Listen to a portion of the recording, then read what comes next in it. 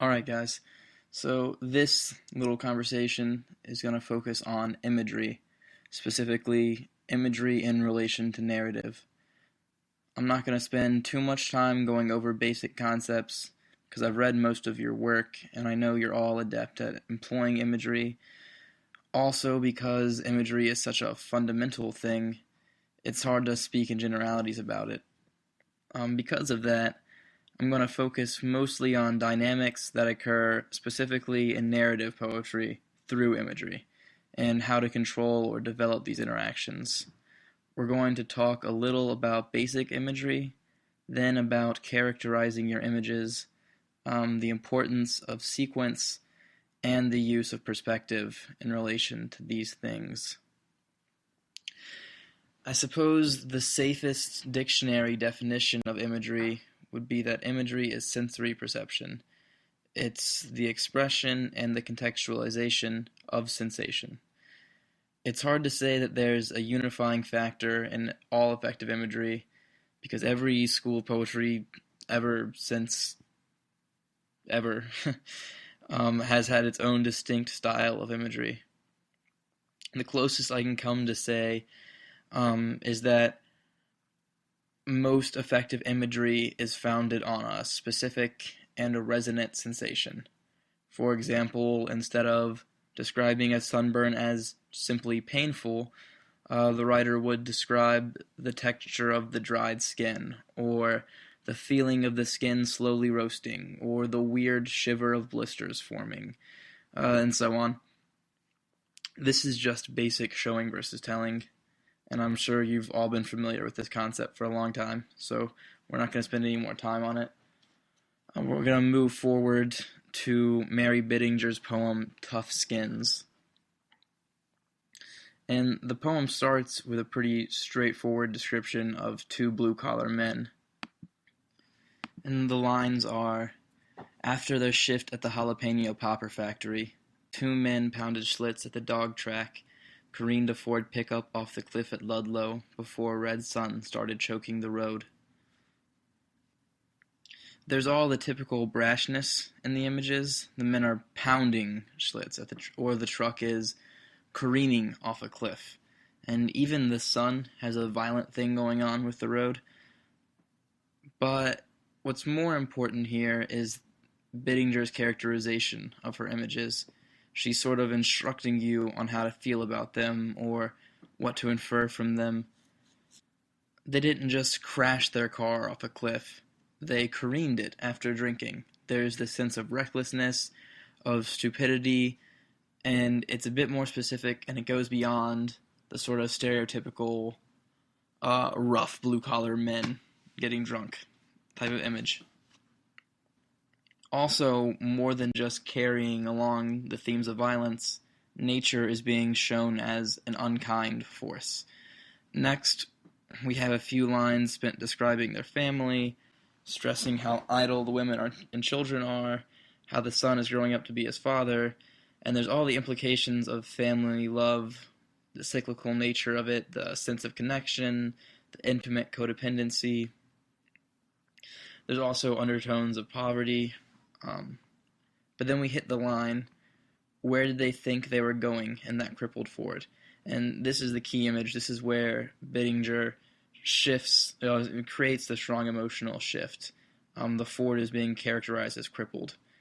And what was previously an image of strong, stupid men now shifts into an image of helpless men in poverty.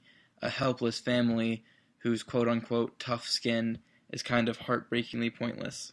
And then after this, Mary Biddinger carries the poem to the scene of the wreck, and she gives us these images of nature. The lines exactly are, Tyson's father thrown to a mean elm, gasoline soaking hornets' nests and thistledown. Then later there's a line, Tyson wanted to burn that tree down, though he had never seen it. His face in Lila's apron when the cherry picker sped past. Nature is not only violent here, but it is also punitive, and it's cruel, and generally nature just kind of sucks. The elm is mean, the gasoline specifically is soaking these horribly violent things like hornets' nests and thistledown, and then Tyson is helpless to fight nature back. He hides from it, and then, as we see in the last images, he grows up to do what his family does. He hammering ice off the floor of a walk-in freezer.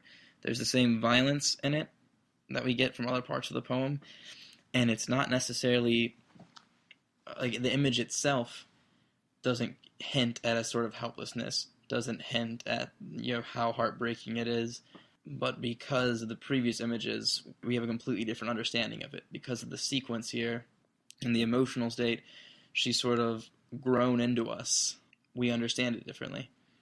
Obviously, that's just how narrative works. It's pretty basic stuff, but it is very important, especially with what we're going to be talking about next.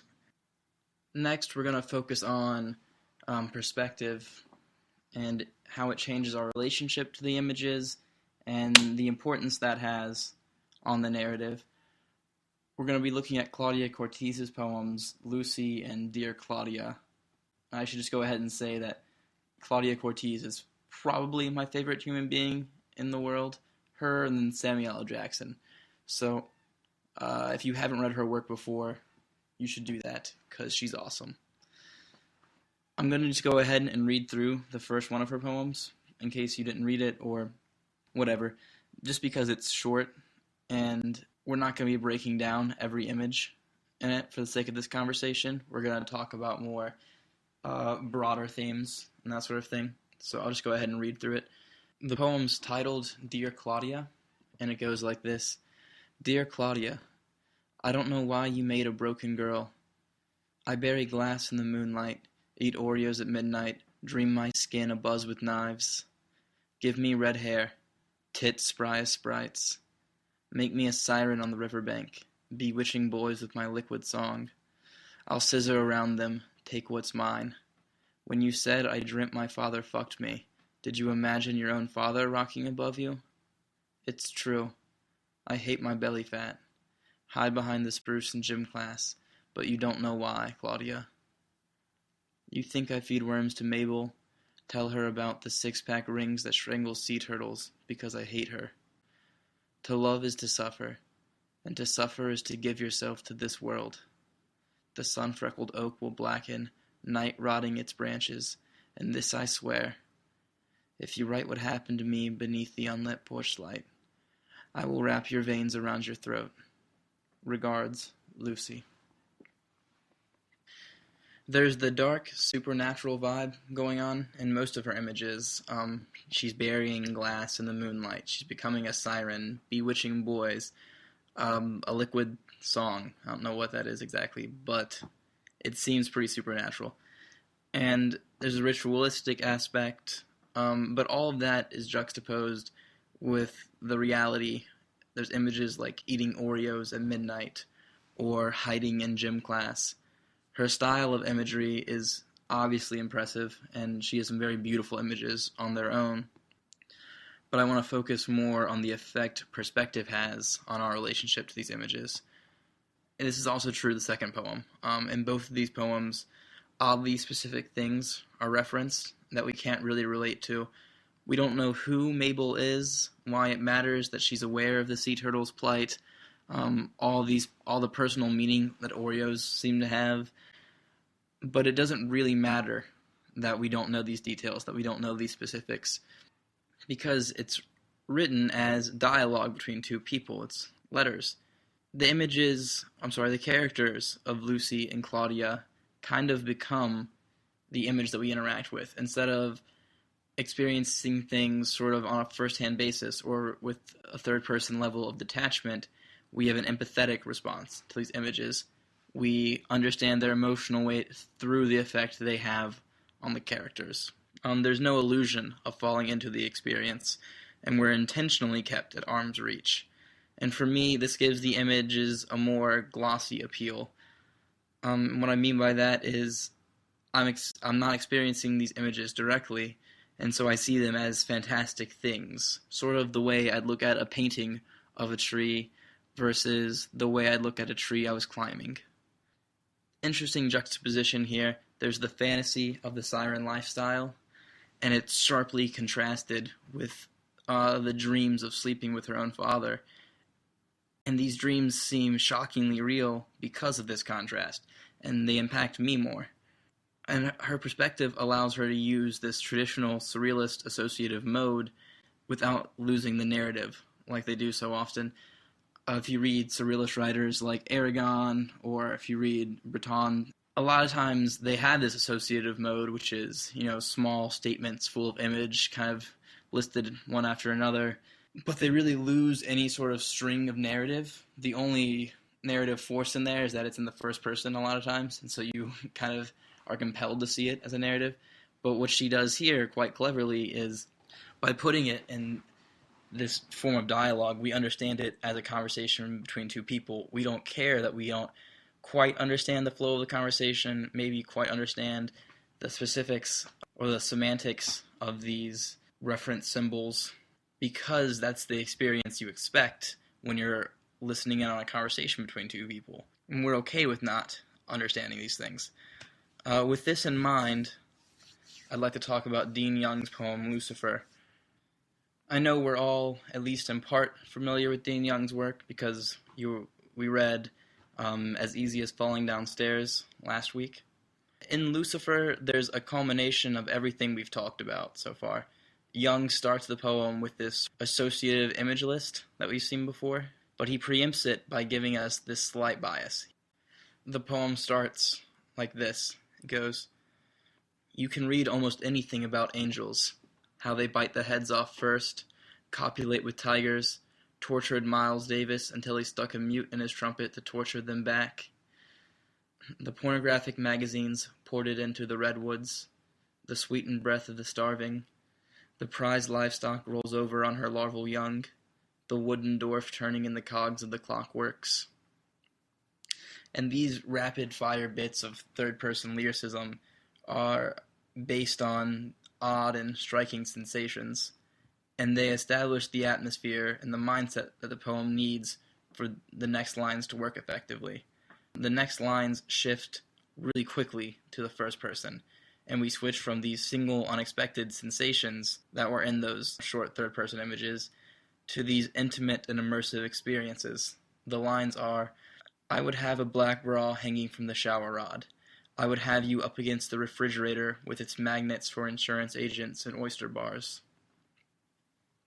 There's the physicality of the intimacy here, and the seriousness of it, but it's contrasted with the silliness of the insurance agents and the oyster bar magnets. Just like in the first section, when we quickly switch from angels torturing and eating things to, porno mags in the woods. The movement in style and perspective between these two sections begins a sort of music. I mean, the lyricism in the poem is obviously musical, but this shift has its own movement outside of that. And then there's a third section, which starts off with the line, "Miracles, ripped thumbnails, everything a piece of something else, archangelic, shadow-clawed, the frolicking despair of repeating decimals because it never comes out even. Mostly the world is lava's rhythm, the impurities of darkness, sometimes called stars. Mostly the world is assignations, divorces conducted between rooftops. Forever and forever the checkbook unbalanced, the beautiful bodies bent back like paper clips, the discharge blandishing cardboard signs by the exits, coppers and silvers and radiant traces, gold flecks from our last brush fires. Always there espousing accuracy when it's accident, the arrow not in the aimed-for heart but throat that has the say. There are no transitions, only falls." And this is a massive departure from the first two sections. In typical Dean Young fashion, we have this, the poem closes with a general reflection on the nature of life, and it has the little takeaway lyric at the end that you can quote to your friends. But we've moved back into the third person. But even though we move back into the third person, the images are very different. They're not just these individual sensations given to us in short statements. There's still the jarring transitions between each one. But in this section, each statement is a very directed reflection. The emphasis is not put on overwhelming sensory experiences, but on using the images as metaphors to convey a very specific intellectual point. And this differs, obviously, from the previous section, which were all about the experience of the images themselves. There's certainly a conversation to be had here about form, especially with the last line saying there are no transitions, only falls, the way everything sort of falls into each other. But I want to focus more on how our shifting relation to the images creates a sort of mental music. There's a weird dynamic feeling that you get from constantly changing your relation to these images. It's like you're moving around within smaller poems. And each section has a very specific resonance, and then it changes the meaning of the following lines. And there's all these layers of interaction going on, and it creates a very nuanced, subjective experience, and they affect us in a unique way on multiple levels. For example, the intellectualizing of the last section, on its own, wouldn't exactly be gut-wrenching. I mean, maybe a little bit, but it wouldn't have the same emotional resonance it does being put after those first two sections, because Jung guides us and sort of creates this emotional state for us. When he gives us this intellectual conclusion, we still internalize it. We understand it differently, and it affects us emotionally. Instead of just being an abstract thought, it's very real to us. And so that's kind of the hallmark of good poetry, these multiple levels of interaction, how the experience is sort of organic, and it just happens to us as we read the poem, but it's still very nuanced, and it's still very unique and overwhelming. And that's really all I have to teach you about poetry.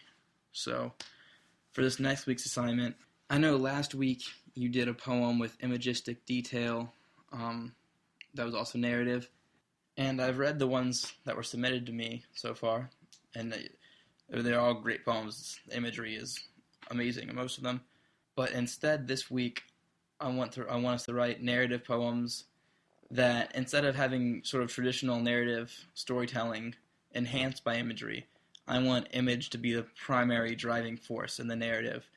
How we see the way we saw in these poems, where shifts in perspective and shifts in the style of imagery are what creates the narrative thread. I want us to explore these techniques and these similar things, how we can control these interactions. I know that the poems we looked at, for the most part, had a very surrealist vibe going on, and it's okay if that's not your thing, but I just want us to consider imagery as a primary force in poetry. If you have any questions about that, or what I mean by that, you can always email me. Happy to talk about it. And that's all there is for this lecture. Thank you guys for listening. I know these things can get kind of long. If you have any questions, if I wasn't clear about something, or if I talked too fast, I've been sick lately, so if you couldn't understand anything I said, feel free to email me. I'm always happy to discuss these things. And like I said, thank you for listening.